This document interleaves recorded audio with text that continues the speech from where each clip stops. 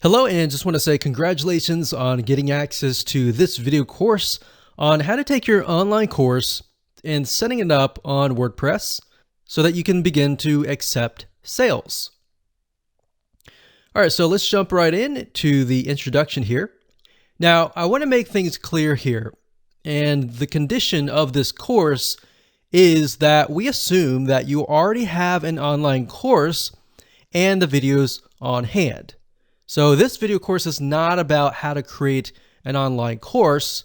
It's just merely taking that course and setting it up on your WordPress site. So now that we've gotten that clarification out of the way, what I want to do now is give you a quick overview of what's inside this video course. This is video number 1. Video number 2, we're going to talk about the big problem. So before we dive in and talk about how to set things up and all the technical aspects of everything, we want to tackle a major problem and a major reason why most people do not consume your course. We'll dive into it a lot deeper, but statistically they say that only about 10% of your online course is consumed, meaning most of your students will come in, they'll buy your course, and they'll only consume about 10%. And then they'll quit. So we need to combat that, right? We need to set the experience up so that we can increase that number. So that is what that video is all about. And as you can imagine, that is crucial to tackle before we talk about the technical aspect of setting things up, because actually setting things up is actually very easy.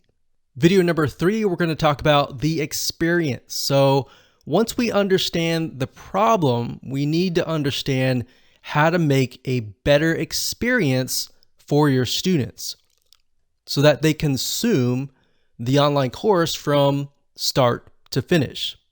And then we'll talk about the technical aspect in video number 4, such as the WordPress LMS plugin. And LMS stands for Learning Management System. And it's basically a system that allows you to set up your online course. So it's the environment that surrounds the course. So once I've given you a broad overview of different plugins that are out there and available to you, video number 5, we'll talk about recommended WordPress LMS plugin that we highly recommend.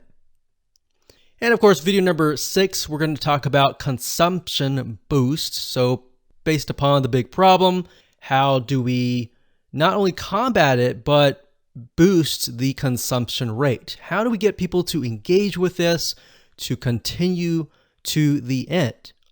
And of course, video number 7, we'll talk about engagement. How do we get people to engage with your online course?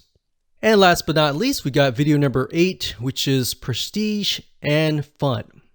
And all that means is trying to make people feel good about themselves as they complete your course. And we'll talk more about that and why that's important and all of that.